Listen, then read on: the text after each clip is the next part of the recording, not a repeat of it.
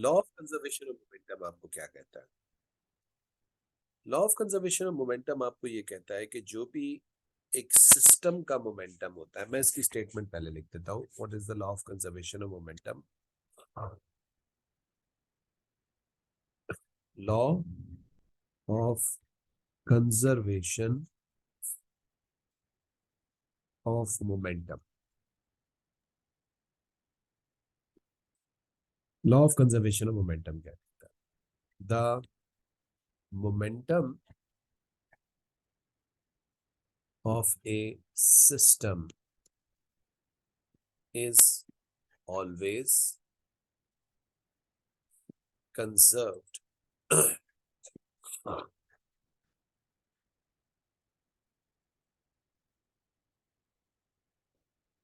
provided that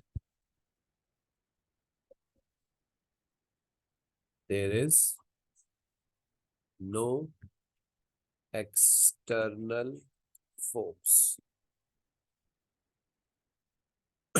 तो law of conservation of momentum आपको ये कह रहा है कि किसी भी सिस्टम का मोमेंटम हमेशा कंजर्व होगा, प्रोवाइडेड ये कि उस पे किसी किस्म का कोई एक्सटर्नल फोर्स ना लगे. इंटरनल फोर्स अलाउड है. Internal force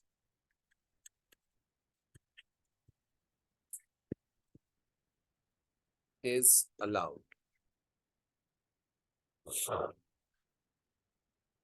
but not the external force. External force कहीं बाहर से कोई फोर्स नहीं लगना चाहिए. ठीक है जी. अच्छा, इस डेफिनेशन में कई इंपॉर्टेंट वर्ड्स हैं. सबसे पहला वर्ड है सिस्टम. सिस्टम क्या होता है जनाब? System means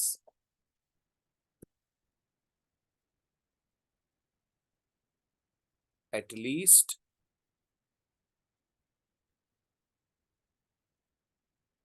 to objects. एक ऑब्जेक्ट को सिस्टम नहीं कहते. ठीक है जी. It is not one man show. It is at least two objects. At least to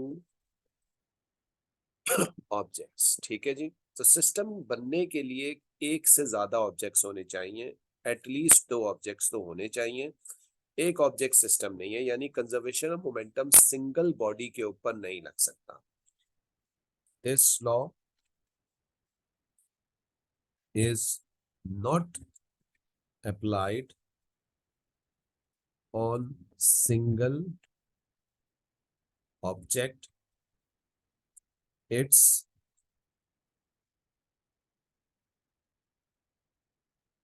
applied on A system. ये एक सिस्टम पे लगता है, सिंगल ऑब्जेक्ट पे काम नहीं करता. पहली चीज तो ये ध्यान में बिठा लें. कंजर्व्ड. कंजर्व्ड का क्या मतलब है? बिफोर कोलिजन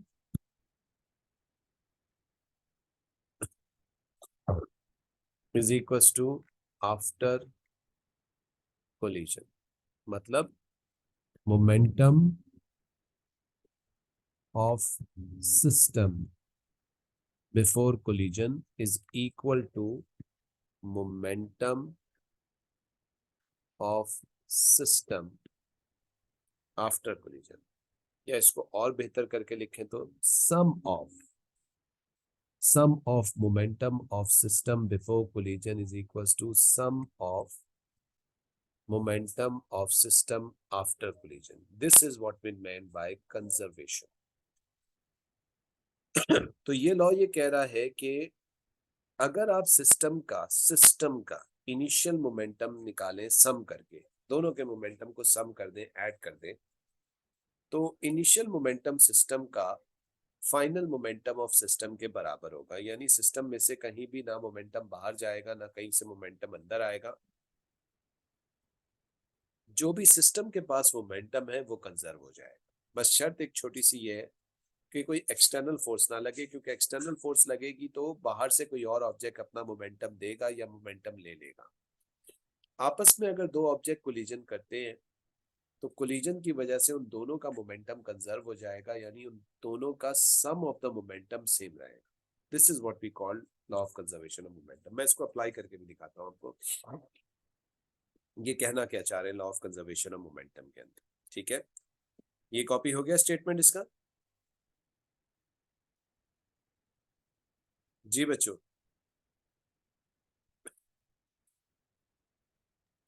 जी सर।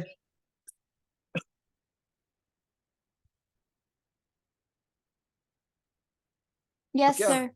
क्या हम law of conservation of momentum एक ऑब्जेक्ट पे लगा सकते हैं? तो आंसर है नहीं, ये नहीं लगा सकते। ठीक है, law of conservation of momentum कम से कम दो ऑब्जेक्ट्स पे लगता है, क्योंकि दो ऑब्जेक्ट्स मिलकर एक सिस्टम बनाते हैं, और जो भी सिस्टम का मोमेंटम बिफोर कोलिजन होगा वही momentum of system after collision होगा। This is what we call law of conservation of momentum.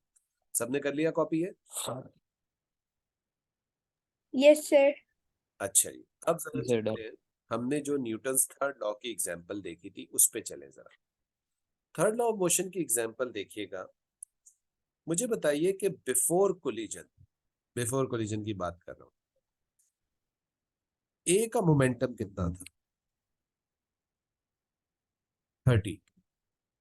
और बी का मोमेंटम कितना था? 10। Before collision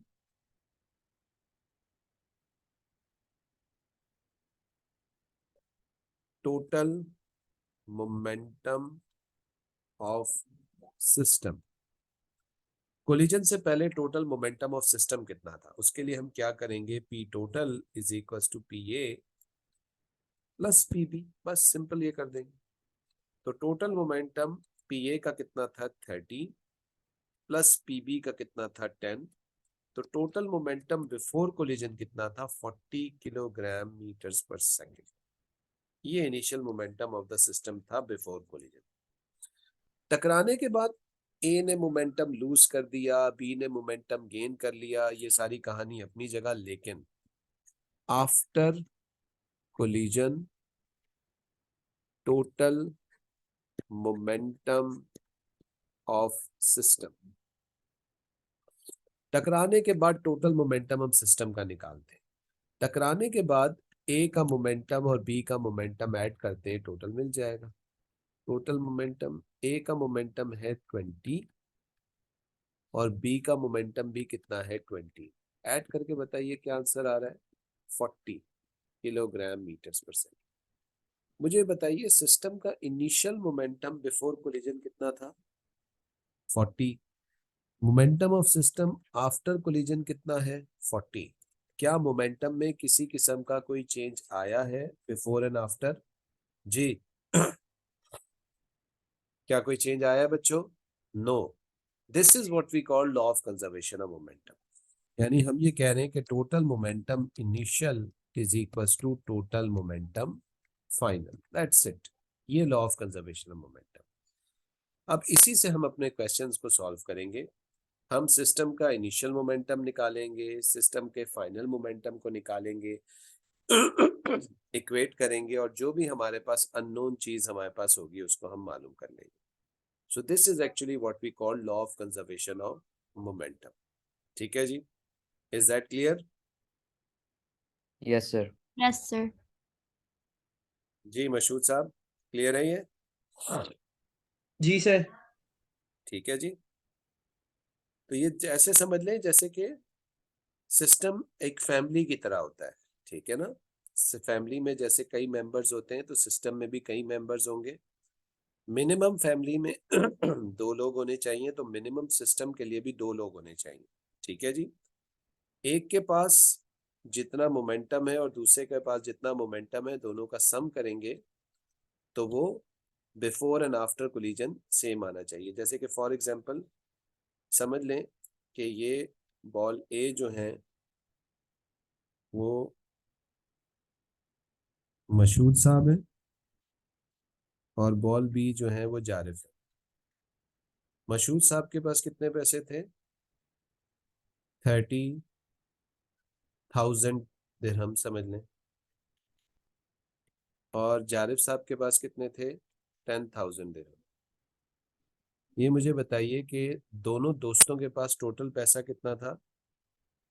40,000। हुआ ये कि मशहूद साहब ने अपने 10,000 दिरहम जारिफ को दे दिए, तो जारिफ के पास कितने हो गए? 20,000। और मशहूद के पास भी कितने रहे? 20,000 कम होके।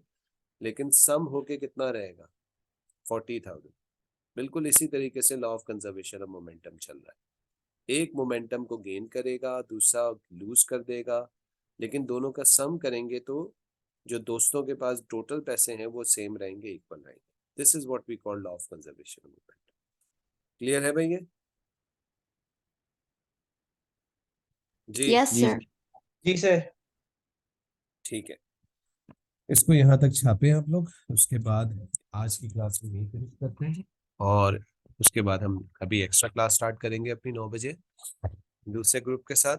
और उसमें हमारा मैं हाले डी फॉर्मेशन का चैप्टर चल रहा था। आप लोग कौन कौन नहीं था लास्ट क्लास के अंदर? आयशा, आप नहीं थी लास्ट क्लास में? Sir, but मैंने recording देख ली है. ठीक है। और हुदा, आप थी लास्ट क्लास में?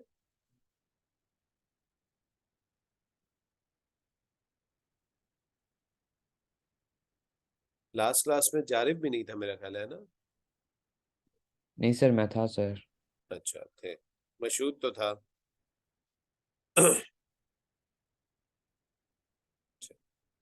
ये हो गया कॉपी?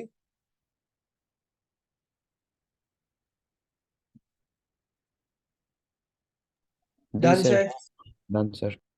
ठीक है, चले भाई अभी यहाँ पे स्टॉप करते हैं। आयशा, हो गया कॉपी बेटा? Yes, sir. ठीक है, इसके क्वेश्चंस हम नेक्स्ट क्लास में अब स्टार्ट करेंगे, न्यूटन्स के थर्ड लॉ ऑफ मोशन। और अब नेक्स्ट क्लास में सिर्फ पास्ट पेपर्स ही करेंगे, ठीक है ना? आप लोग अभी थोड़ी देर बाद सेकंड क्लास ज्वाइन कर लीजिएगा जिसमें डिफॉर्मेशन चल रहा है हमारा, ठीक है? चलो।